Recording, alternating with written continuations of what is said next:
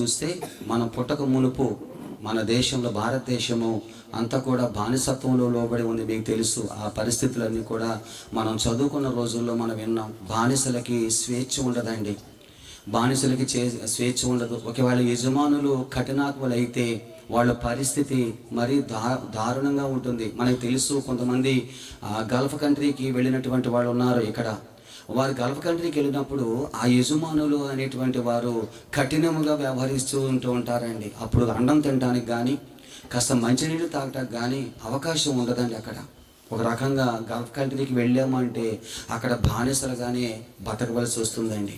ఈ బానిసత్వము మనం చూసినట్లయితే పాపానికి మనిషి బానిస అయిపోతున్నాడు. అయితే పాపానికి మనిషి బానిస అవుతున్నప్పుడు మరి దానికి విమోచన అనేది కావాలి. ఎలా విమోచన జరుగుతుందండి? పాపానికి బానిస అయిపోతున్నటువంటి మనిషిని విమోచించాలి.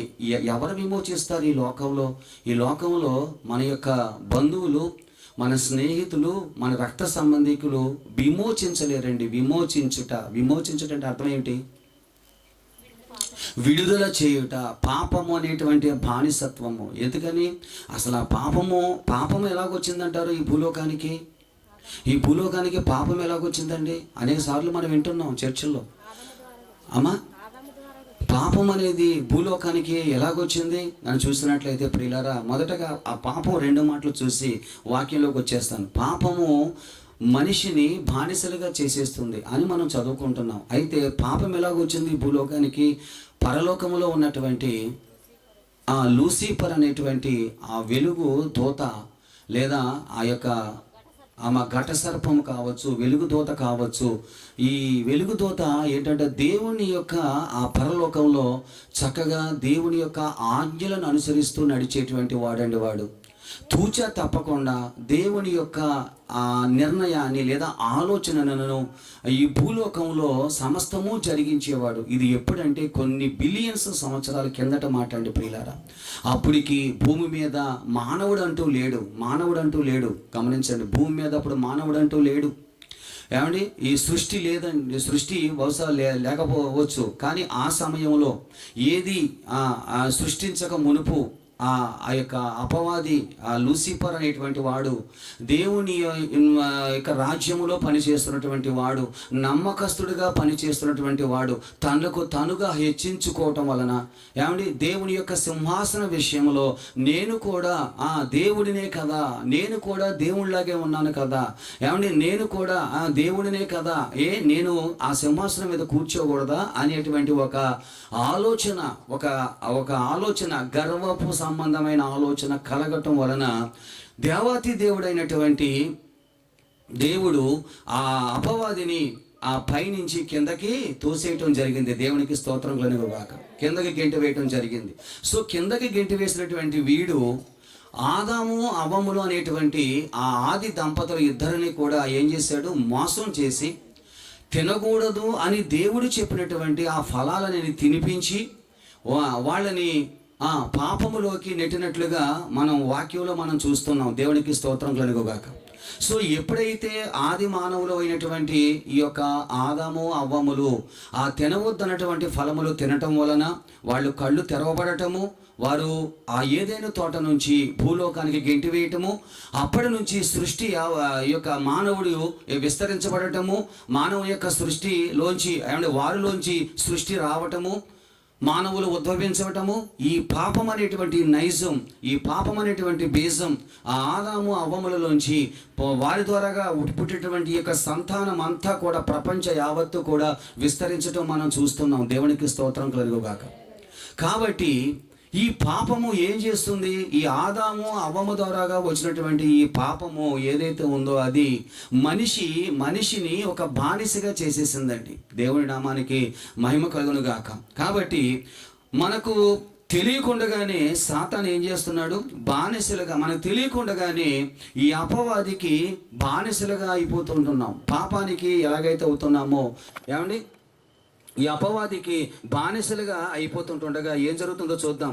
ఈ యొక్క బానిసత్వము నుంచి లేదా పాపము నుంచి విమోచించటానికి ప్రభువైన యేసుక్రీస్తు ఈ భూలోకానికి రావాల్సి వచ్చిందండి. ఎందుకని ప్రతి మానవుడు ఎక్కడ చూసినా, ఏ ప్రాంతం చూసినా బానిసలుగానే బతుకుతున్నటువంటి కుటుంబాలు మనం ఎన్నో చూస్తున్నామండి. సమాధానము లేక, శాంతి లేక, ఏమండి అనారోగ్యాలతోనూ ఇంకా వేరే వేరే అనేకమైనటువంటి ఇబ్బందులు, కొలిమిలలో మానవుడు జీవిస్తున్నాడు. ధనము సంపాదిస్తున్నాడు మానవుడు, కానీ శాంతి ఉండట్లేదండి. ధనము సంపాదిస్తున్నాడు మానవుడు, అన్నీ కనిపెడుతున్నాడు, జ్ఞానము కలవాడిగా అనుకుంటున్నాడు మానవుడు, కానీ సమాధానాన్ని కనిపెట్టలేకపోతున్నాడు, శాంతిని కనిపెట్టలేకపోతున్నాడు మానవుడు. ఈరోజు సైంటిస్టులు కావచ్చు, పెద్ద పెద్ద సైంటిస్టులు ఉన్నారండి, ఎన్నెన్నో కనిపెడుతున్నారు. ఏమండి టెక్నాలజీ బాగా అభివృద్ధి చెందుతుంది, కానీ సమాధానము కనిపెట్టలేరు. సమాధానము ఎక్కడ ఉంటుంది? అది దేవాతి దేవుడి దగ్గర నుంచే లభించాలి సమాధానం అనేది. ఈ లోకంలో మనుషుల వద్ద కొందామన్నా, కేజీ లెక్కన కొందామన్నా సమాధానం దొరకదండి. డబ్బున్న సమాధానాన్ని కొనలేమండి, శాంతిని కొనలేమండి. ఈ శాంతి, సమాధానం అనేది ప్రభు అయిన యేసుక్రీస్తు వద్ద నుంచే మనకి రావాలి. అది ఆయన ఉచితముగా ఇచ్చేటువంటి కృప. దేవునికి స్తోత్రం కలుగుగాక. హల్లెలూయా.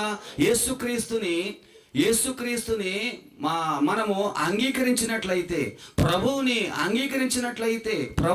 విశ్వసించినట్లయితే, ఎందుకని? ఆయన పరిశుద్ధుడు, ప్రతి పాపమును కడిగివేయగల పరిశుద్ధుడైన. ప్రతి ఒక్క మనిషి పాపము అంటే మనుషులైతే మనిషిని చూస్తూ ఉంటారు, అరే వీరు మా స్టేటస్ కలిగినటువంటి వారు కాదు, వాళ్ళు స్టేటస్ వేరు, మా స్టేటస్ వేరు అని మనుషులు బేరూజీ వేస్తారు. కానీ దేవాతి దేవుడు అయినటువంటి యేసు ప్రభువు అటువంటి బేరూజులు వేసేటువంటి దేవుడు కాదండి. ఆయన దేవుడికి స్తోత్రం కలుగుగాక. ఈ పాపములో మగ్గిపోతున్నటువంటి మనుషులను, బానిసత్వములో కురిగిపోతున్నటువంటి ఆ మనుషులను, ఏమి చేయాలో తెలియనటువంటి పరిస్థితిలో ఉన్న ఆ మనుషులు ఏమండి విశ్వసించి, ఆ విశ్వాసం ఎంతంట? ఆవగింజంత విశ్వాసం ఉంచినట్లయితే, గింజల్లో కల్లా ఆవగింజ చాలా చిన్నదండి. స్త్రీలకు బాగా తెలుసు, పోపుల్లో ఎక్కువగా వేస్తూ ఉంటారు మీరు. ఏమండి ఆవగింజంత విశ్వాసం ఉంచమంటున్నాడు. ఎందుకని? ఆయన సర్వరక్షకుడు, సర్వ జగత్తుకి రక్షకుడు, ఆయన సర్వ పాపములు. ఏమండి ఆయన అంటున్నాడు, ఇదిగో నీ పాపములు నాకు ఇవ్వండి, నా మీద మోపండి మీ పాపములు. ఇదిగో లోక పాపములు మోసుకొని పోవచ్చున్నా దేవుని గొర్రె పిల్ల అంటున్నాడు యోహాను భక్తుడు. ఎందుకని? లోకములో ప్రతి మనిషి యొక్క పాపములు ఆయన సిలువలో ఏం చేశాడు? ఆయన సిలువలో గమనించండి. కాబట్టి ప్రియ దేవుని జనాంగమా, ఈయన మన పాపములకు ప్రాయశ్చిత్తము చేయగల శక్తిమంతుడై ఉన్నాడని గ్రహించి, ఈ వర్తమానాన్ని వింటున్నటువంటి ప్రతి బిడ్డ, ప్రతి సహోదరుడా, ఒకవేళ రాత్రికాల సమయంలో ఒకవేళ పాపములో మగ్గిపోతున్నావా, ఆ పాపం అనే బంధకాలోంచి రాలేకపోతున్నావా, నిన్ను విడుదల చేయటానికి నీ కుమారుడు, కుమార్తెలు బలము సరిపోదు, శక్తి సరిపోదు. ఓ మానవుడా, ఓ మనిషి, నువ్వు సంపాదించిన ఆస్తి అక్కడికి రాదు. నీ బలము, నీ అంగబలం, నీ అర్ధబలం, నీ గజబలం, ఎన్ని బలాలు ఉన్నాయో ఈ బలాలేమి నీ పాపములోంచి నిన్ను విడుదల చేయలేవు, నిన్ను శుభ్రపరచలేవు. కాబట్టి ఈ రాత్రికాల సమయంలో ఆ పాపములో బానిసలుగా మగ్గిపోతున్నటువంటి ఎవరైతే ఉన్నారో వారు యేసు వైపు చూడండి. దేవునికి స్తోత్రం కలుగుగాక. హల్లెలూయా. ఈ బానిసత్వం నుంచి విడుదల చేయటానికి యేసు ఒక్కడే సమర్థుడు, ఆయనే పరిశుద్ధుడు, ఆయన సమర్థుడు. కాబట్టి యేసుక్రీస్తు ప్రభువు ఈ బానిసత్వం నుంచి విడుదల చేయటానికి మరణ శాసనాన్ని ఒకటి రాశాడండి. సిలువలో ఆయన బలియాగమయ్యి ఆయన ప్రాణాన్ని పెట్టి ఈ పాపాన్ని ప్రాయశ్చిత్తం చేయటానికి ఒక మరణ శాసనాన్ని ఒకటి తయారు చేశాడండి. దేవునికి స్తోత్రం కలుగుగాక. అది ఈ మనిషిని విడుదల చేయటానికి ఈ లోకములో అపవాదికి శక్తి లేదండి. ఎక్కడైతే పరలోకము నుండి కిందకి గెంటి వేయబడిన ఈ లూసిఫర్ అనేటువంటి దోత వల్ల కాదు, దాని జనాంగము వల్ల కాదండి, ఇక మనుషుల వల్ల కాదు. గమనించండి, ప్రతి విషయంలోనూ కూడా మనము గమనించినట్లయితే ప్రభువైన యేసుక్రీస్తు మాత్రమే ఇది సాధ్యమనేటువంటి విషయాన్ని మీరు గ్రహించండి. ప్రియ దేవుని జనాంగమా. ఎందుకని? ఏమీ లేదండి. యేసు ప్రభువుని అన్నట్లయితే చాలామంది అనుకుంటున్నారు యేసు ప్రభు అంటే అరే ఈయన మన దేవుడు కాదు, మన ఏరియా దేవుడు కాదు, మన దేశం దేవుడు కాదు అనుకుంటున్నారు. ఇది చాలా పొరపాటు అండి. యేసు ప్రభు ఏమండి ఏదో ఒక దేశానికి మాత్రమే దేవుడు కాదు. గమనించాలి ప్రియ పాఠకులారా, ప్రియ విశ్వాసుకులారా. యేసు ప్రభు ఒక వర్గానికి మాత్రమే దేవుడు కాదు. యేసు ప్రభు ఒక దేశానికి, ఒక రాష్ట్రానికి, ఒక గ్రామానికి దేవుడు కాదండి. యావత్తు ప్రపంచాన్ని అంతటికి కూడా యేసు ప్రభు దేవుడై ఉన్నాడు. దేవుడికి స్తోత్రం. ఎందుకని? యేసు ప్రభు సమస్తమును సృష్టించినటువంటి వాడు ఆయన. సమస్త సృష్టి ఆయన ద్వారాగానే సృష్టించబడింది కాబట్టి సమస్త సృష్టి ఆయనకి లోబడుతుంది. పశుపక్ష్యాదులు, జలచరములు, ఏమండి ఈ యొక్క చెట్లు, సమస్త మనుషులు, యావత్ భూభాగము, నదులు సమస్తము కూడా ఆయన ద్వారాగా సృష్టించబడినవి. దేవునికి స్తోత్రం కలుగుగాక. కాబట్టి ప్రియ దేవుని జనాంగం, ఈయన ఏదో ఒక వర్గానికో లేదా ఒక దేశానికో ఒక మతానికో దేవుడని మాత్రము పొరపడద్దు. ఈయన ప్రతి జనమునకు, ఎందుకని ఈ జనము ఆయన చేత రూపొందించబడినటువంటి వారే, ఆయన జీవములోంచి వచ్చినటువంటి వారే ఈ సమస్త ప్రపంచ జనాంగం అంతా కూడా. కాకపోతే విశ్వసించలేకపోతున్నారండి. యేసు ప్రభు నిజమైన రక్షకుడని, మన పాపముల కొరకు ఆయన సిలువలో బలియాగం అయ్యాడని జనములు విశ్వసించలేకపోతున్నారు, నమ్మలేకపోతున్నారు. దేవునికి స్తోత్రం కలుగుగాక. నువ్వు విశ్వసించినట్లయితే, దొంగ విశ్వసించాడు. ఇక్కడ దొంగ విశ్వసించాడు. దొంగ అంటున్నాడు సిలువలో వేలాడుతున్నప్పుడు, ఇద్దరు దొంగల్ని సిలువ వేశారండి రోమా దేశపు వారు. వాళ్ళ దేశపు ఆచారము సిలువ వేయట. యేసు ప్రభుతో పాటు ఇద్దరు వ్యక్తులని సిలువ వేశారండి. మొదటి దొంగ హేళన చేస్తున్నాడు. ఓ యేసు ప్రభువా, నువ్వు త్వరగా దిగిపో, నువ్వు దేవాతి దేవుడు కదా, త్వరగా దిగిపో, నువ్వు త్వరగా దిగిపోయి నన్ను కూడా దింపేసేయి, నన్ను రక్షించు అంటున్నాడు. కానీ రెండో దొంగ అంటున్నాడు, అయ్యా నువ్వు ఈ రాజ్యంలోకి వచ్చినప్పుడు నన్ను కాస్త జ్ఞాపకం ఉంచుకో. ఎందుకని? ఈ మాటకి ఆ మాటకి తేడా చూడండి.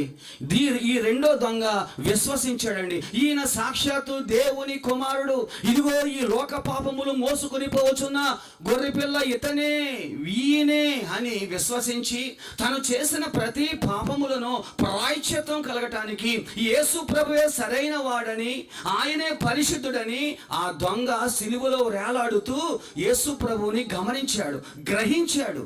దేవునికి స్తోత్రం. నమ్మాడు, విశ్వసించాడు. సో విశ్వసించినందుకు గాను దేవుడు యేసు ప్రభు అంటారు, నీవు నాతో పరదైస్యలో నీవు ఉందువు. దేవునికి స్తోత్రం. ఏమండి నమ్మాడు, దొంగ నమ్మాడండి.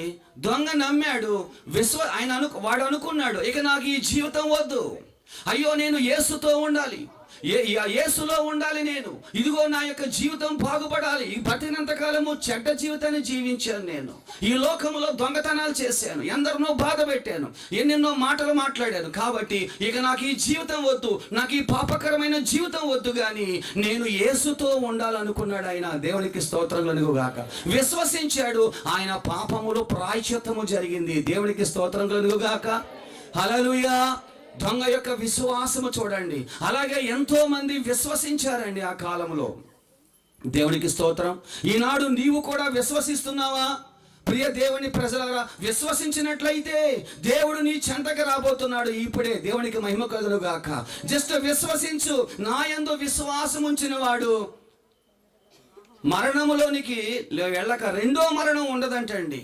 చూడండి, అక్కడ ఒక వాక్యం జరుగుతుంది. నా యందు యోహాను సువార్తలో అంటాడు, యోహాను సువార్తలో ఒక మాట రాయబడి ఉందండి. ఎందుకంటే బానిసలుగా జీవిస్తున్నటువంటి వీరికి, పాపములో జీవిస్తున్న వీరికి సంతోషం ఏముంటుందో చెప్పండి? కుమారుని యందు విశ్వాసం ఉంచువాడు నిత్య జీవము గలవాడు. గమనించండి, చాలా గమనించండి. కుమారుని యందు అంటే యేసుక్రీస్తు యందు విశ్వాసం ఉంచు. నీ హృదయంలో అయ్యో ఇతను అలాగా ఇలాగా అనేటువంటి ఆ యొక్క వేరియేషన్ సంబంధించిన మాటలన్నీ పక్కన పెట్టి అయ్యో నేను పాపములో మగ్గిపోతున్నాను కదా, నా పాప ప్రాయశ్చిత్తం చేయటానికి ఎవరున్నారు? ఈ యేసు ప్రభు తప్ప ఎవరున్నారు?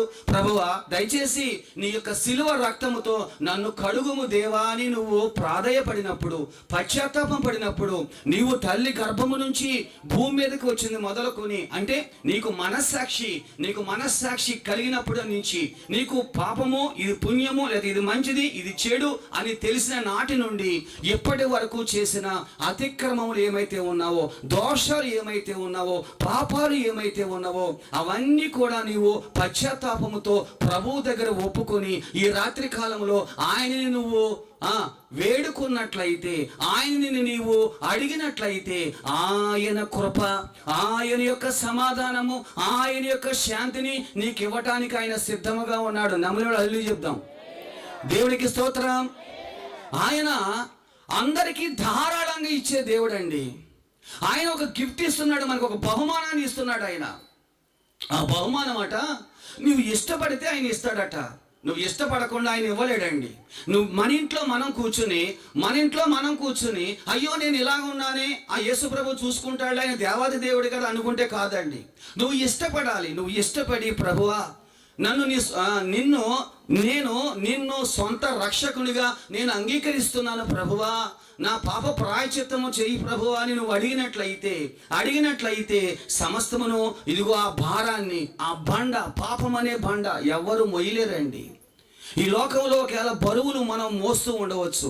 కొంతసేపు మోసిన తర్వాత మనకి ఒకవేళ బరువు ఎక్కువైనట్లయితే ఆ బరువుని కిందకి దించుకుని కొంతసేపు రెస్ట్ తీసుకుని మళ్ళీ ఆ బరువు మనం భుజం మీద మోసుకెళ్ళిపోతూ ఉంటాం. దయచేసి గమనించండి. కానీ ఈ పాప సంబంధమైన భారం ఏదైతే ఉందో, ఈ పాప సంబంధమైన బరువు ఏదైతే ఉందో, అది ఎవ్వరు కూడా దింపలేరు. దాన్ని ఎవ్వరూ దింపలేరు. ఎవ్వరనే మాట ఎందుకండి? నా కొడుకు, నా కూతురు లేదా నా భార్య నా పాప భారాన్ని వాళ్ళు దింపలేరు, వాళ్ళు మొయ్యలేరు, వాళ్ళు చేత కాదు. ఇది దేవుడికి స్తోత్రం కలుగుగాక. మా రక్త సంబంధికులు ఇక్కడ చాలా ఉన్నారు, మా బంధుమిత్రులు ఇక్కడ చాలా ఉన్నారు, మా కుల గోత్రం వాళ్ళు చాలా మంది ఉన్నారు, కానీ వాళ్ళు నా పాప భారాన్ని వాళ్ళు మొయ్యలేరండి. దేవుడికి స్తోత్రం. హల్లెలూయా. నీ పాప భారాన్ని మోయటానికి ఆయన సిలువలో బలియాగమైపోయాడు కదా. దేవుడికి స్తోత్రం కలుగుగాక. ఆయన కాచిన ఆ పరిశుద్ధ రక్తము ఏం చేస్తుందో తెలుసా? నువ్వు ఎప్పుడైతే ప్రాధేయపడుతున్నావో, ఎప్పుడైతే పశ్చాత్తాపడుతున్నావో, ప్రభువా నన్ను దర్శించిన ఆయన, అయ్యా నీ దర్శన, నీ ముఖకాంతి కోసం నేను ఎదురు చూస్తున్నాను ప్రభువా అని నువ్వు ఎప్పుడైతే అడుగుతున్నావో, ప్రభు అంటాడు తన యొక్క ముఖకాంతి చేత నిన్ను నింపి తన సంతోషాన్ని, తన ఆనందాన్ని నీకిచ్చి నీ పాప భారాన్ని ఆయన తీసేసుకున్నాడు. దేవునికి స్తోత్రం కలుగుగాక. ఉన్నత స్థానములో మమ్మును నిలుపుటకు నీ స్థానము విడచి దిగి వచ్చిన యేసు, ఉన్నత నీకే ఆరాధన, నీకే నా స్తోత్రము, నీకే ఆరాధన, నీకే నా స్తోత్రము.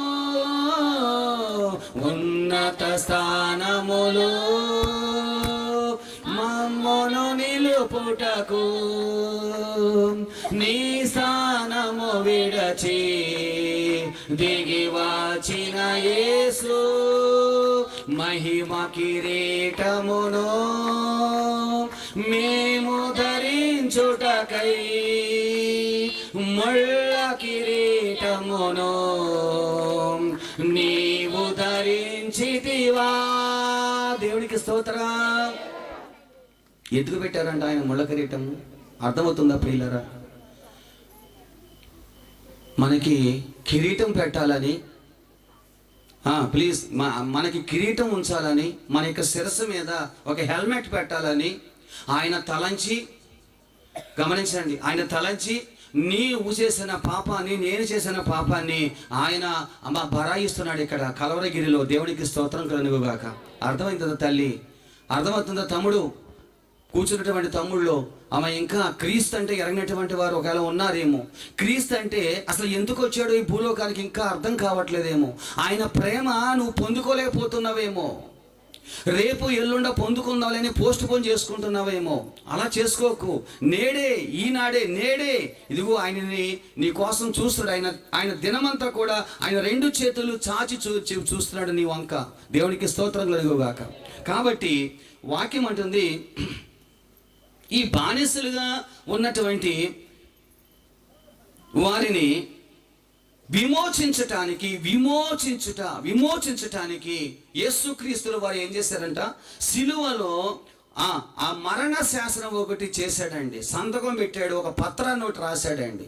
అదేంటంటే, లోకములో ఉన్న వారి పాపములు శాపములు వారిపై మోపక, లోకములో ప్రజలు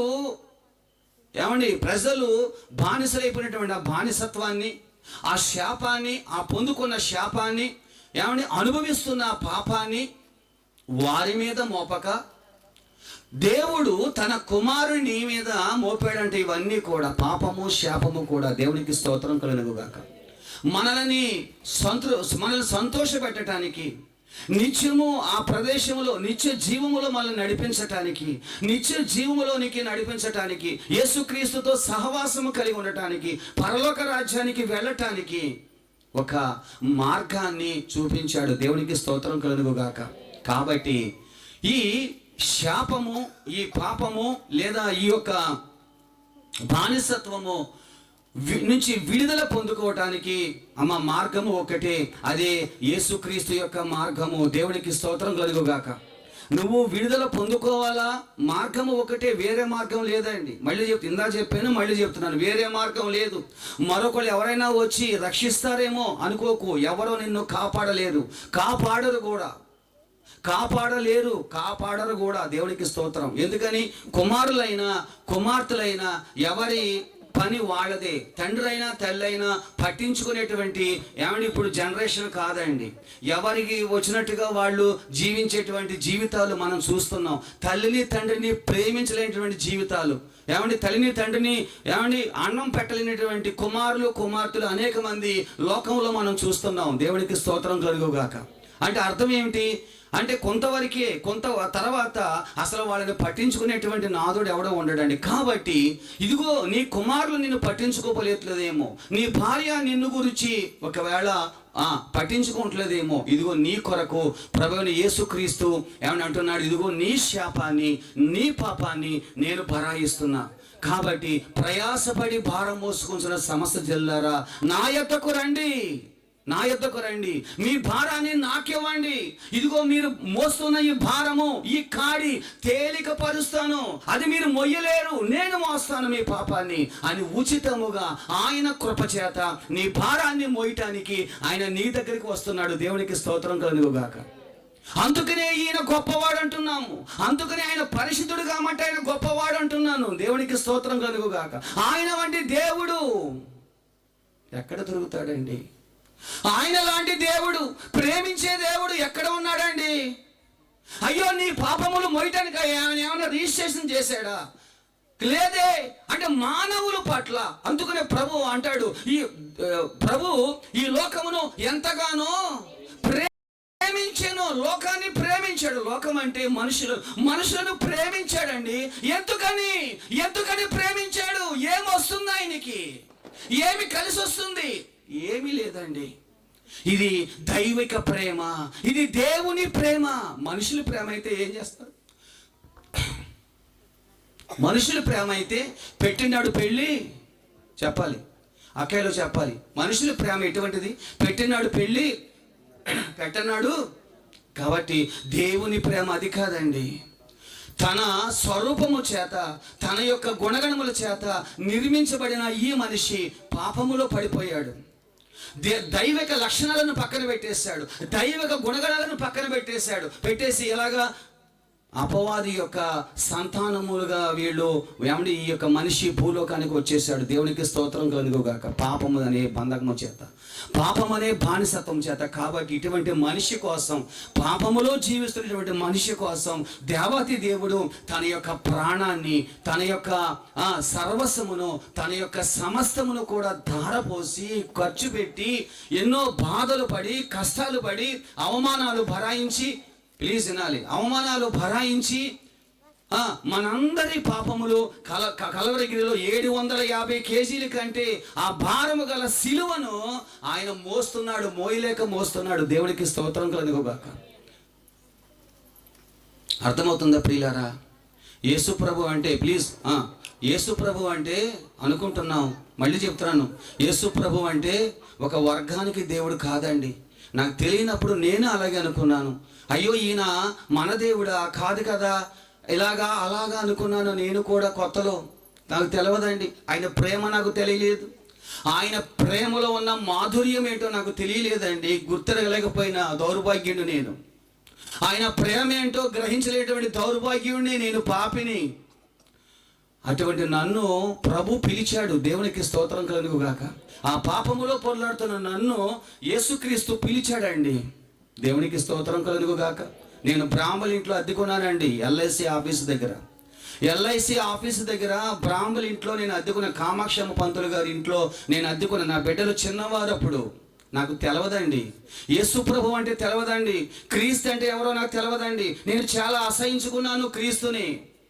అనేక సార్లు సాక్ష్యం చెప్పాను మీకు. ఇదిగో బైబిల్ గ్రంథం ఇస్తే ఇది మన మన మన సంస్కృతి కాదు, మన సివిలైజేషన్ కాదు, ఇది మన నాగరికత కాదని ఆ బైబిల్ గ్రంథాన్ని తమ్మిలేరు, ఏలూరు కాలువలో పడేసిన గొప్ప పాపిని నేను, ఘోర పాపిని. దేవుడికి స్తోత్రం కలుగుగాక. ఈనాడు అలాగే అనేక మంది ఆయన ప్రేమను తోసివేస్తున్నారు, ఆయన ప్రేమను పొందుకోలేకపోతున్నారు. దేవునికి స్తోత్రం కలుగుగాక. ప్రియ అక్క, ప్రియ చెల్లి, ప్రియ తమ్ముడు, భారంలో ఉన్నావా? పాపం అనే బానిసత్వంలో ఉన్నావా? పాపం అనేటువంటి కాడి కింద బానిసలుగా మగ్గిపోతున్నావా? నిన్ను తీసుకొచ్చేవారు ఎవరూ లేరా? రోగాలతో సతమతం అయిపోతున్నావా? సమాధానం లేక సతమతం అయిపోతున్నావా? ఇదిగో నీ కాడిని విరవటానికి యేసు ప్రభు సిద్ధంగా ఉన్నాడు ఈ రోజే. దేవునికి స్తోత్రం కలుగుగాక. అందుకని ఆయన ఇందా చెప్పాను, ఆయన అంటున్నాడు, ప్రయాసపడి భారం మోసుకుంటున్న సమస్త జనులారా నా వద్దకు రండి. ఎందుకంటున్నాడు తెలుసా? ప్రతి ఒక్కళ్ళని, ఒక వర్గానికో ఒక దేశాన్ని నుంచి మాట్లాడతలేదు ఆయన. యావత్తు భూభాగ ప్రజలందరినీ పిలుస్తున్నాడు ఆయన. రండి, ఇదిగో నా వద్దకు వస్తే మీ పాప భారాన్ని నేను తొలగిస్తానండి. మీరు ఏ శాపంలో కొట్టిమిటలాడుతున్నారో ఆ శాపాన్ని నేను తొలగిస్తానండి. మీరు ఏ సమస్యలతో ఉన్నారో ఆ సమస్య నుంచి మిమ్మల్ని విడుదల చేస్తాను. రండి, నా కాడి తేలికగా ఉంటుంది, నా వద్దకు వచ్చి మీరు నేర్చుకోండి. నా దగ్గర సాత్వికము, దీన మనస్సు ఉన్నది. ఇదిగో ఆ దీన మనస్సు, సాత్వికము నా దగ్గర ఉంది కాబట్టి మీరు నా దగ్గరకు వచ్చి నా కాడి ఎత్తుకోనండి, నా వద్ద నేర్చుకోనండి. అప్పుడు మీ ప్రాణములకు విశ్రాంతి దొరుకును. దేవునికి స్తోత్రం. ఎంత డబ్బెట్టి కొందామన్నా దొరకలేనటువంటి గొప్ప భాగ్యం అండి. యేసును కలిగి ఉండితే గొప్ప భాగ్యము. ఆ రుచి నాకు యేసుని కలిగి ఉన్న తర్వాత తెలిసిందండి. అయ్యో, ఇటువంటి ప్రేమ గల దేవుణ్ణి ఇంతకాలం నేను దూరంగా ఉన్నానే. మా అక్క బాప్తిజం పొందింది, మా అక్క పెళ్లి చేసింది నాకు, మా అక్క బాప్తిజం పొందింది. కానీ మా అక్క ఏనాడు నాకు చెప్పలేదండి. మన దగ్గరకు వచ్చే అక్క, ఒరే తమ్ముడు, నేను ప్రభువుని తెలుసుకున్నాను రా, నీవు కూడా ప్రభువుని తెలుసుకోరా అని ఏనాడు నాకు ఉపదేశము చేయలేదండి. దేవునికి స్తోత్రం కలుగుగాక. హల్లెలూయా. అప్పటికి ఆమె రక్షణ పొందింది, ప్రభువును తెలుసుకుంది. కానీ ఆమె ఒక్క మాట కూడా సువార్త చేయలేకపోయింది. నా దగ్గర చేయలేకపోయింది, నాకు వినిపించలేకపోయిందండి. దేవుడు నామానికి మహిమ కలుగును గాక. కాబట్టి వాక్యం అంటుంది ఇక్కడ, యేసు ప్రభు విడుదల చేయటం వలన ఈ యొక్క విడుదల అంటే బానిసత్వం నుంచి విడుదల చేయటం, ఏ విషయాల్లో విడుదల చేస్తున్నాడో తెలుసా? ఏ విషయాల్లో యేసు ప్రభు విడుదల చేస్తున్నాడో తెలుసా? మొట్టమొదటగా వలస రాసిన పత్రిక 1వ అధ్యాయము 13వ వచనం చూసినట్లయితే, మనలను చూడండి, ఆయన మనలను అంధకార సంబంధమైన అంధకార సంబంధము, చీకటి శక్తుల యొక్క ప్రభావం అండి. మనిషి కొటిమిటలాడుతున్నాడు. గమనించండి ప్రియులారా, భయభ్రాంతులకు లోనవుతున్నాడండి, సమస్యల వలయంలో చిక్కుకుంటున్నాడండి. కొన్ని దురాత్మల సమూహం ఏం చేస్తుందంటే మనుషుల్ని పట్టి పీడిస్తూ ఉంటాయండి. అవి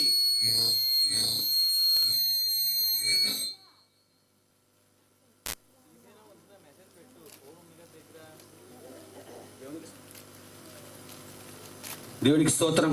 హల్లెలూయా. ఏంట్రా తీసేయాలా పెట్టాలా? తీసేయాలి. ఓకే.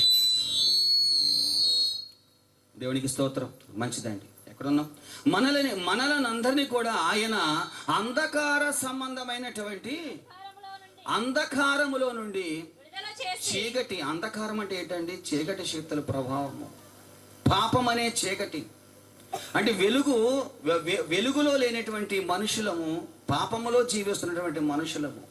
ఆ పాపము నుంచి విడుదల చేయటానికి ఆయన రక్షకుడుగా ఈ భూలోకానికి వచ్చాడు. చీకటి శక్తుల యొక్క ప్రభావం నుంచి నిన్ను విడుదల చేయటానికి, చీకటి శక్తుల యొక్క ప్రభావం నుంచి నిన్ను విడుదల చేయటానికి, చీకట్లోంచి నిన్ను వెలుగులోకి నడిపించటానికి ఆయన దేవాతి దేవుడైన యేసు ప్రభు నీ వద్దకు ఏమండి నరరూపిధారిగా ఈ భూలోకానికి వచ్చాడండి. ఇంత మంచి దేవుడు ఎక్కడున్నాడు చెప్పండి? దేవాతి దేవుడు అండి. ఆయన ఉండవలసిన స్థానం ఎక్కడ? పరలోక రాజ్యము. ఏముంటుంది అక్కడ?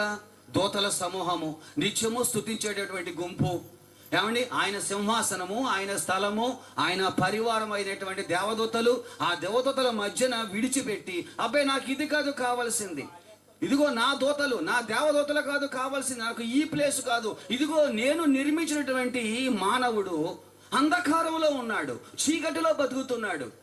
వారు అలాగ ఉండకూడదు. ఇదిగో నేను ఈ పరలోకంలో ఉంటున్నాను కదా, యావత్తు ఈ ప్రజలందరూ కూడా నాలాగే పరలోకంలో ఉండాలని, పరలోకంలో ఉండాలంటే ఈ బంధకములోంచి విడుదల పొందుకోవాలి. కాబట్టి ఆ విడుదల చేయటానికి నరావతారిగా, నరరూపిధారిగా యేసు ప్రభు ఈ భూలోకానికి వచ్చాడు. దేవునికి స్తోత్రం కలుగుగాక. మహాకాశముల పైన ఉన్నటువంటి ఆ దేవుడు ఏమండి ఆ యొక్క భాగ్యాన్ని అది గొప్పగా ఎంచుకోలేదు, కానీ నీ కొరకు నా కొరకు, పాపములో జీవిస్తున్న నీ కొరకు నా కొరకు ఆయన ఇదిగో ఈ భూలోకానికి నీ వద్దకు వచ్చేసాడు. దేవునికి స్తోత్రం కలుగుగాక. హల్లెలూయా. కాబట్టి ఓకే, అధికారములో నుండి విడుదల చేసి అంటే ఏమైంది? నీ పాపములు, నీ అతిక్రములు, నీ దోషములు సిలువలో ఏమవుతున్నాయంట? ఎప్పుడు? జస్ట్ నువ్వు ఆయనని అంగీకరించినప్పుడు, నీవు ఆయనను ఏమండి వేడుకున్నప్పుడు నీ భారము సులువైపోతుందట. ఏమండి నిన్ను ఏం చేస్తున్నాడు? తనవాడిగా, తన ఉన్నటువంటి ఆ ప్రదేశంలో నిన్ను స్థానం ఇస్తున్నాడు. దేవునికి స్తోత్రం కలుగుగాక. కేవలము ఇది ఇస్తున్నాడంటే ఆయనకి మనం సమర్పించవలసింది ఏమన్నా ఉన్నదా అంటే ఏమీ లేదండి. కేవలము ఆయన యొక్క కృప మాత్రమే.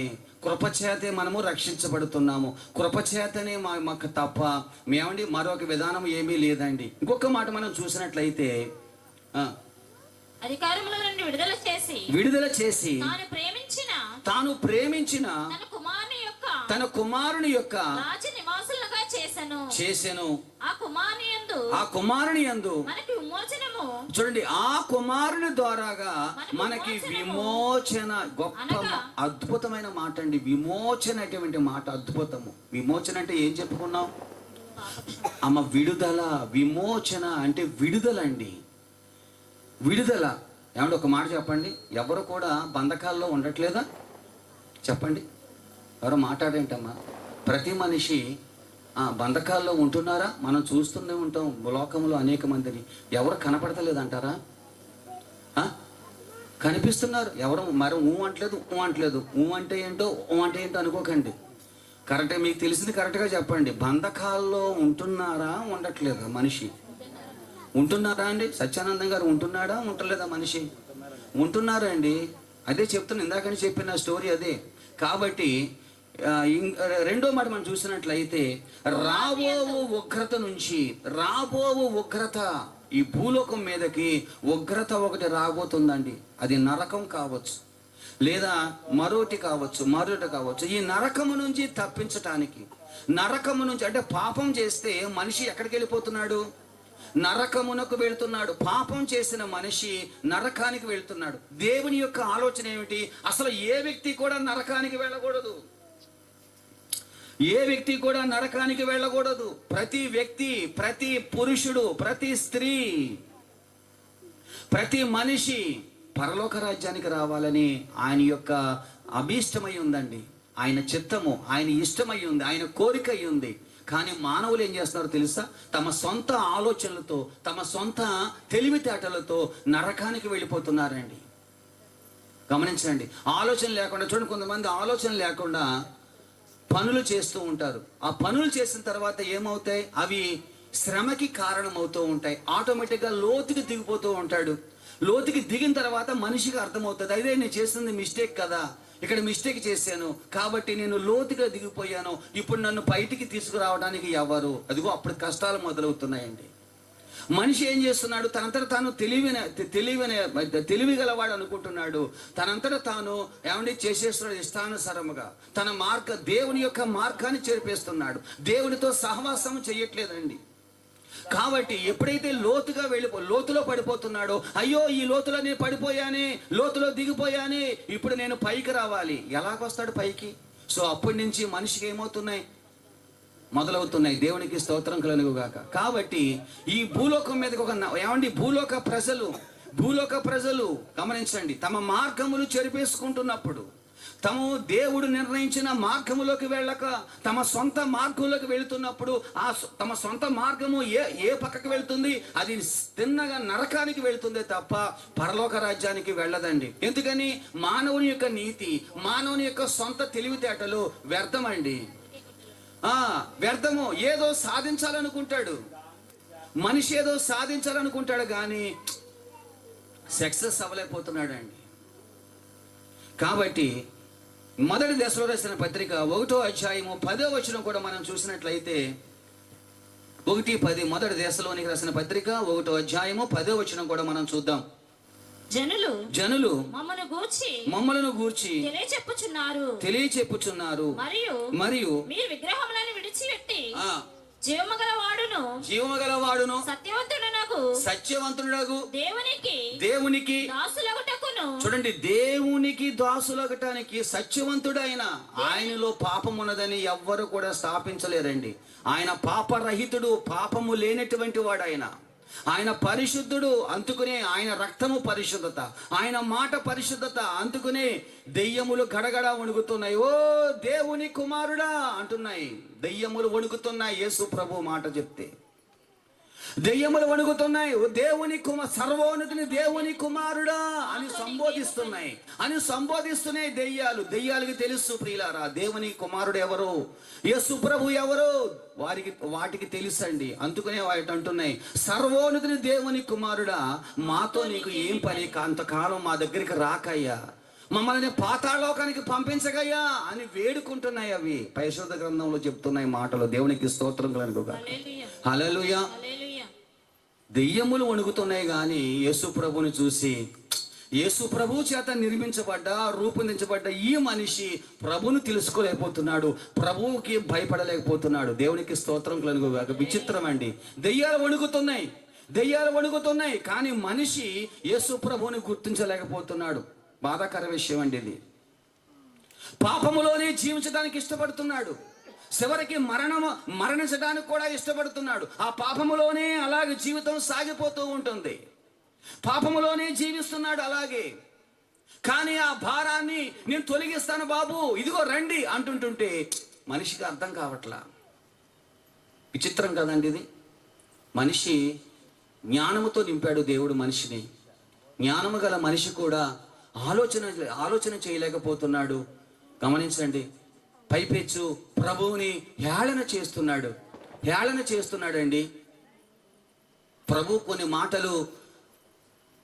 కొన్ని మాటలు చూసినప్పుడు ఆయన నరరూపిగా ఉన్నాడు కాబట్టి, మనిషి అవతారంలో ఉన్నాడు కాబట్టి, అంటే మనిషి రూపంలో ఉన్నాడు కాబట్టి మనిషిలాగా మాట్లాడాడు. దేవుని విధానంలో ఉన్నప్పుడు దేవుని మాటలు మాట్లాడుతున్నాడు అక్కడ. కాబట్టి మనిషికి అర్థం కావట్లేదు ఆ మాటల్ని. ఏంటి కొద్దిసేపు ఏమో ఇలా మాట్లాడుతున్నాడు, కొద్దిసేపు ఇలా మాట్లాడుతున్నాడు ఏమిటని అనుకుంటున్నారు. కాదండి, ఆయన మానవాకారంలో ఉన్నాడు కాబట్టి ఆకలి గుని ఉన్నాడు. ఆ యొక్క అంజూరపు చెట్టుకు వెళ్ళి చూస్తున్నాడు, ఆకలి గునివ్వండి. ఆయన మానవుడిగా ఉన్నాడు కాబట్టి సిలువలో ఆ యొక్క బాధకి ఏం చేస్తున్నాడు గమనించండి. కాబట్టి వాక్యం చూసినట్టు మొదటి దశలోనికి రాసిన పత్రిక 1వ అధ్యాయం 10వ వచనం చూసినట్లయితే, జీవము గలవాడును సత్యవంతుడునగు దేవునికి దాసులగుటకు దేవుడు మృతులలో నుండి లేపిన యేసు అనగా చూడండి, మనుషుల మీదకి, ఈ లోకం మీదకి రాబోయే ఉగ్రత ఒకటి ఉందండి. ఆ ఉగ్రత దినమందు యావత్తు లోకమంతా అల్లకొల్లం అయిపోతుందండి. ఎలాగుంటుందంటే మన కన్న పిల్లలకి ఇక అసలు పట్టించుకునే స్థితి ఉండదండి. పట్టపగలే ఇవన్నీ జరిగేవి, రాత్రులు కావండి. పట్టపగలే ఉగ్రత దినం ఒకటి ఉందండి. ఇక్కడ మనుషులు ఉగ్రత దినం, ఆ ఉగ్రత దినాన్ని తప్పించబడాలండి. ఎవరు తప్పిస్తారండి? ఇందాక మనము చూసిన మాటలు ఏమిటంటే అవి బానిసత్వం నుంచి, శాపము, పాపం అనే బానిసత్వం నుంచి మనం చూసాం. రెండోదిగా ఇక్కడ ఉగ్రత నుంచి తప్పించబడాలి. ఎటువంటి ఉగ్రత అది? నరకమునకు, నరకప్రాయము నుంచి తప్పించాలి, నరకము నుంచి తప్పించాలి. ఈ భూమి మీదకి రాబోతున్న ఉగ్రత నుంచి నువ్వు తప్పించబడాలి. ఎవరు తప్పిస్తారు? అప్పుడు కూడా ఎవరు తప్పించలేరు. ఒకవేళ నువ్వు బాగా ధనం సంపాదించావేమో, ఒకవేళ నువ్వు ఈ బంధువర్గాలని బాగా ఉన్నారేమో, ఒకవేళ చాలా మంది ఉన్నారేమో నీ బంధువర్గాలు, రక్త సంబంధికులు. ఆ రోజు అయ్యో నా తమ్ముడు లేదా నా అక్క, నా చెల్లి కష్టపడుతున్నాడు, ఉగ్రతకు పాలైపోతున్నాడు, ఒకవేళ నరకానికి వెళ్ళిపోతాడేమో అని గబగబా ఎవ్వరూ వచ్చి నిన్ను బయటికి రాలేరండి. అదే మాట పరిశుద్ధ గ్రంథం చెప్తుంది. ఏంటో తెలుసా? ధనవంతుడు, లాజరు అనేటువంటి ఇద్దరిని చూపిస్తుంది పరిశుద్ధ గ్రంథం. దేవునికి స్తోత్రం కలుగు గాక. ధనవంతుడు బ్రతికినంత కాలము ప్రశస్తమైన వస్త్రాలు ధరించుకున్నాడు, చక్కటి ఆహారాన్ని తింటూ ఉండేవాడు, ఏ రోజున భయభక్తులు లేనటువంటి వాడిగా ప్రవర్తించాడు. నాకు ఏముందలే, నాకు ధనం ఉంది కదా అని గర్విష్ఠుడిగా ఉన్నాడు. తను పాదాలు చెంత ఉన్నటువంటి ఆ భేదవాడికి గుప్పుడు మెతుకులు, ఒక రొట్టె ముక్క పెట్టలేనటువంటి పరిస్థితి వాడిది. ఎవరిది? ధనవంతుడిది. కానీ లాజరు భేదవాడు, దేవుని యందు భయభక్తులు కలిగినటువంటి వాడు. ఎప్పుడు కూడా ధనికుడు కాళ్ళ దగ్గర కూర్చుని ఎదురు చూస్తూ ఉండేవాడు. గమనించండి, ఒకానొక దినమందు లాజరు మరణించాడు. దేవుని దూతల చేత కొనుపోబడ్డాడట ఆయన. ఎక్కడికి? అబ్రహాము రొమ్ముకి. అంటే ఏ ప్లేస్ అది? పరలోకమా? పరదేశ? ఏం చెప్పేస్తున్నారు అక్క? మైకి ఇచ్చేతను ఉండండి. నిమ్మళమైనటువంటి స్థలము. దేవునికి స్తోత్రం కలుగుగాక. ఏమంటే నిమ్మళమైన భూలోకములో ఆ పేదవాడు ఎలాగున్నాడు? కష్టాలు పడ్డాడండి. ఒళ్ళంతా కురుపులే, కుక్కలు వచ్చి నాకుతున్నాయి, కొట్టుకునేటువంటి పరిస్థితి. ఆ నీసు వాసనకి కుక్కలు వచ్చేసి నాకుతున్నాయి కురుపుల్ని. ఆహారం లేదు తినటానికి. ఆ ధనికుడు కనీసం ఒక రొట్టె ముక్క కూడా పెట్టలేకపోతున్నాడు. తర్వాత ఏమైంది? భూలోకంలో కష్టం వాడికి. కానీ దేవుని యందు భయభక్తులు ఉండడం వలన ఆ నరకము నుండి తప్పింపబడ్డాడు అక్కడ ఆయన. దేవునికి స్తోత్రం కలుగుగాక. నెమ్మది అయిన స్థలములో ఉన్నాడు. ఎవరు? లాజరు. కానీ ఆ తర్వాత కొద్ది రోజులకి ఎవరు చనిపోయారు? ధనవంతుడు కూడా చనిపోయాడు. ఎక్కడున్నాడు ఈయన? నరకాగ్నిలో ఉన్నాడు. వేదనకరమైన స్థలములో ఉన్నాడు. వేదనకరము, దాహం వేసేస్తూ ఉంటుంది. అబ్రహామా, నీ దగ్గర ఉన్నటువంటి ఆ లాజర్ని కొంచెం పంపించాయా, నాకు కొంచెం మంచినీళ్ళు కావాలంటున్నాడు. ఎవరిస్తారండి?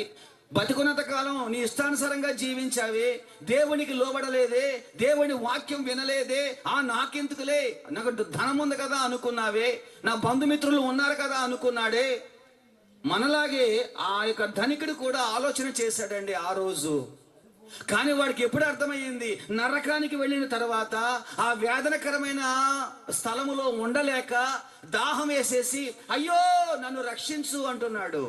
నీ దగ్గర ఉన్న మనిషిని పంపించు, నాకు కానీ నీళ్ళు ఇస్తాడు అంటున్నాడు. మరో మాట అంటున్నాడు, అయ్యా నాకు భూలోకంలో 5 సహోదరులు ఉన్నారు, వాళ్ళు ఈ నరకానికి రాకుండా ఉండాలి అంటే ఇక్కడి నుంచి ఎవరినైనా సాక్ష్యం పంపించు బాబు అంటున్నాడు. దేవునికి స్తోత్రం కలుగుగాక. ఎప్పుడు వివరం వచ్చింది వాడికి? ఆ నరకానికి వెళ్ళిన తర్వాత వివరం వచ్చిందండి. అప్పటికి జరగవలసిన డ్యామేజ్ జరిగిపోయింది. పరిస్థితులు సుతమించుకొచ్చేసినవండి. పరిస్థితులు సుతమించుకొచ్చిన తర్వాత నువ్వు ఏమి పట్టుకున్నా కూడా ఉపయోగము ఉండదండి. చూడండి, మనకి కొంతమందిని మనుషులు మనం చూస్తాం, వాళ్ళు కాయిలా పడుతూ ఉంటారు. అంటే కాయిలా పడటం అర్థం ఏంటి? కాయిలా పడతాం అంటే అర్థం ఏంటి? జబ్బు పడుతూ ఉంటారు. సరే, హాస్పిటల్కి అమ్మ లాస్ట్ స్టేజ్లో తీసుకెళ్తారు. హాస్పిటల్కి డాక్టర్ గారు అంటారు, అబ్బాయి చాలా సీరియస్గా ఉంది పరిస్థితి, మరి మేమేమీ కూడా చేయలేము, అయినా 50-50 ఛాన్స్ అంటారు. 50-50 ఛాన్స్ అంటే అర్థం ఏంటి?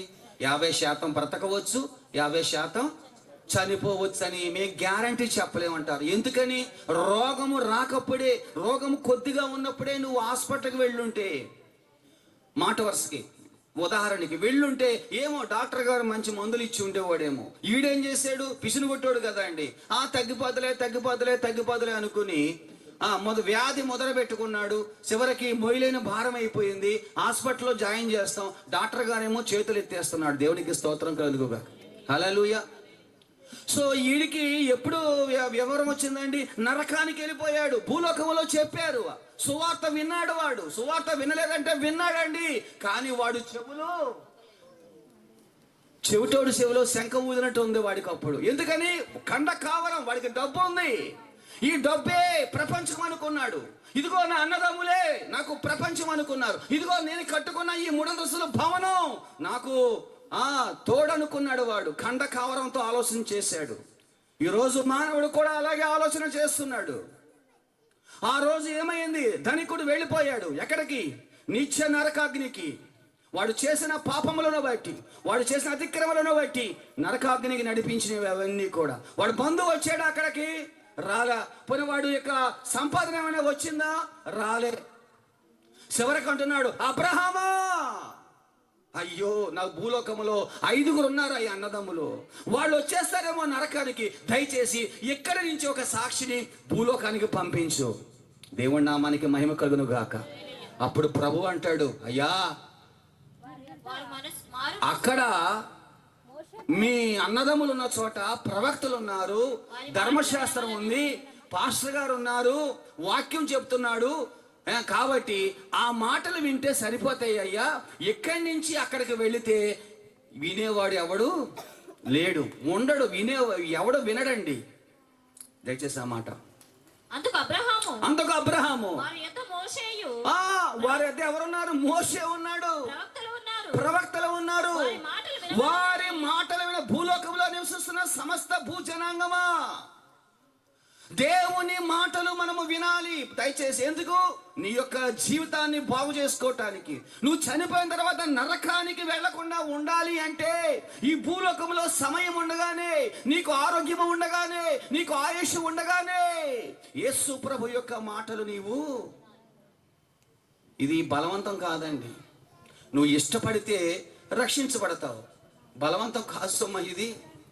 ఇది ప్రకటన అంతే. గమనించండి, ప్రకటిస్తున్నాం మేము అంతే. గమనించండి, ఎవరికి ఇష్టమైతే వాళ్ళు ఆహ్వానిస్తుంటారు, ఎవరికి ఇష్టమైతే వాళ్ళు ప్రేమిస్తారు.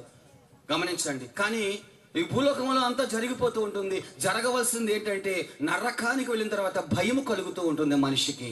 అక్కడ పరిస్థితులు, భార్య ఉండదు, భర్త ఉండడు, అన్నదమ్ములు ఉండరు, బిడ్డలు ఉండరు, గర్భాన్ని పుట్టిన వారు ఉండరు, ఎవరు ఉండరు. అయ్యో భయభ్రాంతులు గురవుతాడు మనిషి. అప్పుడు గుర్తొస్తాడు దేవుడు, ప్రభువా నువ్వు ఆ రోజు నన్ను పిలిచావయ్యా, నేను వినలేదయ్యా అని మాట్లాడుతూ ఉంటాడు. గమనించండి, ఆ ధనికుడు చేసిన పని అదే. దేవా భూలోకంలో నాకు 5 అన్నదమ్ములు ఉన్నారయ్యా, దయచేసి అక్కడికి నువ్వు పంపించవా ఒక్క మనిషిని? ఎలాగడుగుతున్నాడో చూడండి. అయితే అక్కడ ఏమన్నాడు? అబ్రహాము ఏమన్నాడు? అతడు తండ్రివైన అబ్రహామా, అయ్యో అలాగనవద్దు ప్లీజ్, బతిమాలుతున్నాడు. అయ్యో అబ్రహామా. అంతా అయిపోయిన తర్వాత తండ్రి పేవా నాయన, నువ్వు నా భర్తని నువ్వు భర్తని బతికించి ఎత్తే నేను రేపొద్దున్నే ములిగేస్తాను ప్రభువా. ఆ మాటలు మాట్లాడకూడదు. దేవునికి స్తోత్రం కలుగుగా.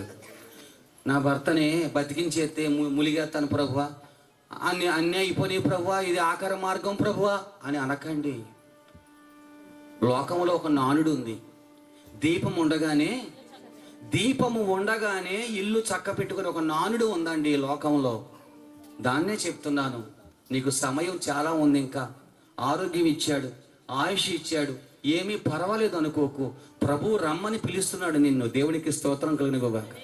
నేను రమ్మని పిలుస్తున్నాడు, తన చంకని పెట్టుకుంటానంటున్నాడు నిన్ను.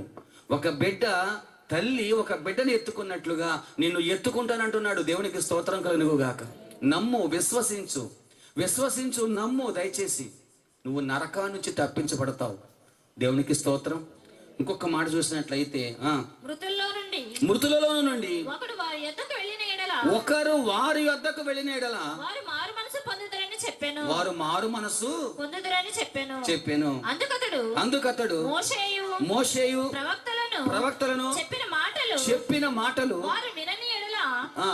అక్కడ భూలోకంలో ఉన్న ఆ పాస్టర్లు, ఆ ధర్మశాస్త్రము లేదా ఆ యొక్క బైబిల్ గ్రంథం మాటలు చెప్పినప్పుడు వినని ఎడల మృతులలో నుండి ఒకడు లేచి అక్కడికి వెళ్ళినా వారు నమ్మరు. ఎంత బాగా చెప్పాడండి యేసు ప్రభు ఆ మాటల్ని. అవునంటారా కాదంటారా? అవునంటారా కాదంటారా? చెప్పండి. అందుకని దీపం ఉండగానే ఏం చేయాలి మనం?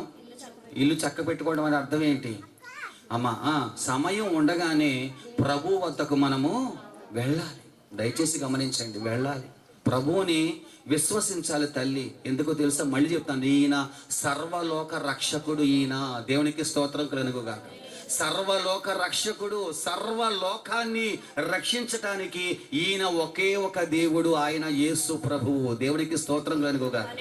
ఇంకొక మాట చెప్పి ముగిస్తాను. మత్తయి సువార్త 1వ అధ్యాయము 21వ వచనం నుంచి చూసినట్లయితే, మత్తయి సువార్త ఆమె ఒక కుమారుని కనును తన ప్రజలను వారి పాపముల నుండి ఆయనే రక్షించును గనుక ఆయనకు యేసు అని పేరు పెట్టండి.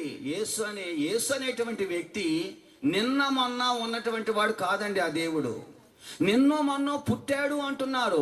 పుట్టడం కాదండి, నిన్న మొన్న కాకమునిపే కొన్ని బిలియన్ సంవత్సరాల కిందటే యేసు ప్రభు ఉన్నాడండి. బైబిల్లో ఉన్నాడండి. బైబిల్ గ్రంథానికి అంతటికి కూడా చూడండి. మనం మాల కడతాం. మాల అంటే ఏంటి? పూలమాల, పూసల దండ. మనం దాన్ని పూసల్ని దండ కింద చేస్తూ ఉంటాం. ఈ దండకి ఆ పూసలకి మధ్యలో ఏముంటుందండి? దారం ఉంటేనే దానికి అది హారం కింద తయారవుతుంది. ఆ దారం లేకపోతే హారం తయారవదండి.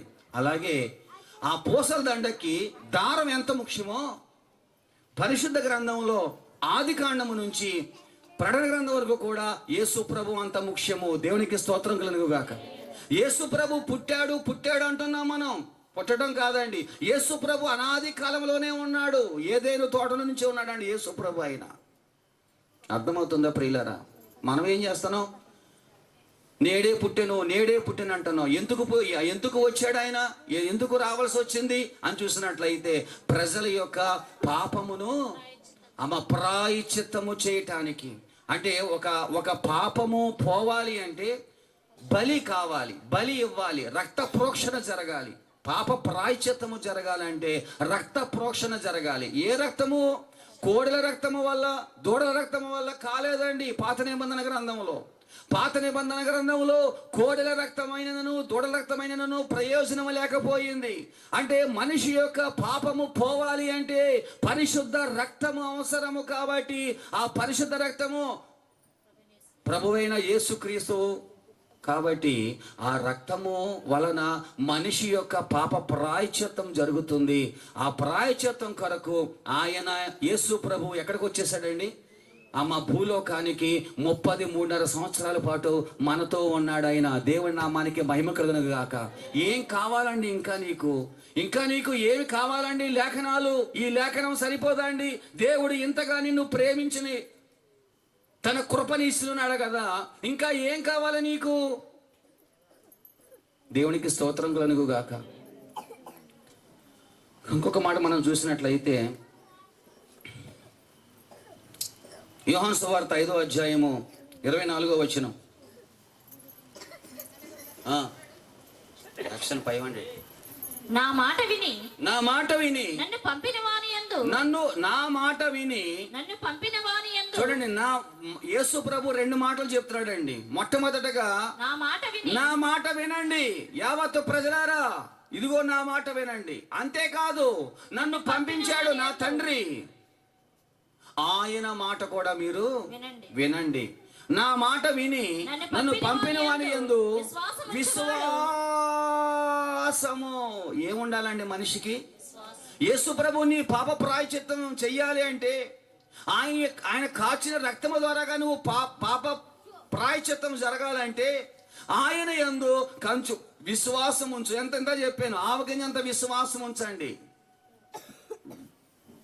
ఆవగింజంత విశ్వాసం ఉంచండి. దేవునికి స్తోత్రం కలుగుగాక.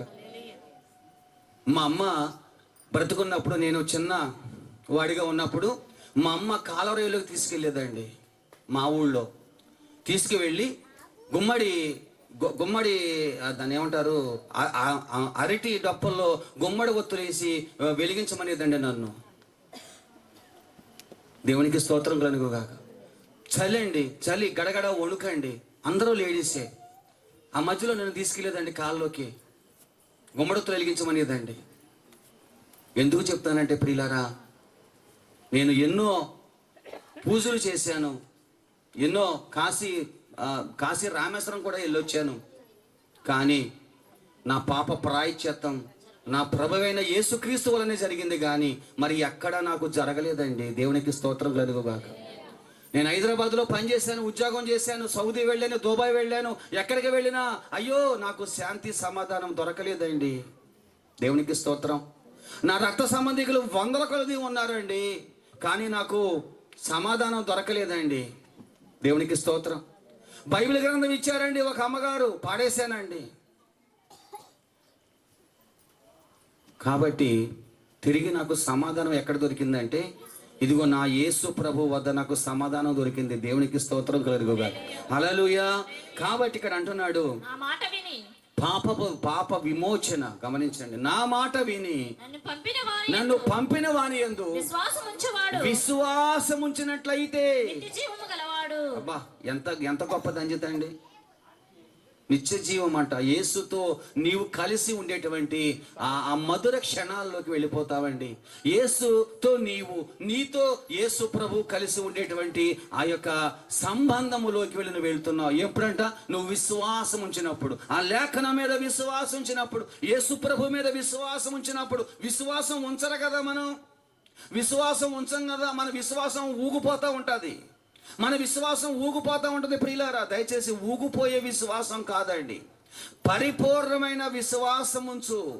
కొంతమంది మనుషుల మీద విశ్వాసం ఉంచుతారు, కొంతమంది ప్రకృతి మీద విశ్వాసం ఉంచుతూ ఉంటారు, కొంతమంది వారికి ఉన్నటువంటి అంగబలం, అర్ధబలం, గజబలం, ఏ బలాలు ఉన్నాయో ఆ బలాల మీద విశ్వాసం ఉంచుతారు. కానీ నువ్వు నిత్య జీవములో ఉండాలంటే యేసు ప్రభు మీద విశ్వాసం ఉంచు. దేవునికి స్తోత్రం కలుగుగాక.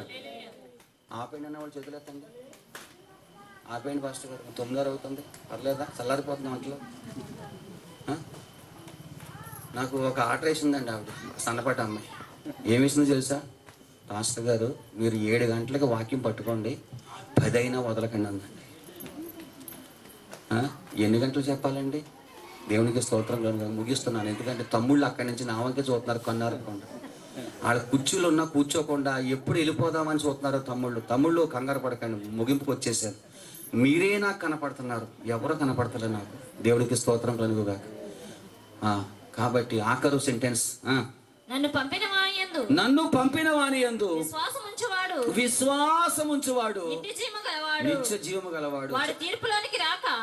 ఎప్పుడైతే విశ్వాసం ఉంచుతున్నావో ఇక తీర్పు ఉండదండి, రెండో మరణం ఉండదండి వారికి.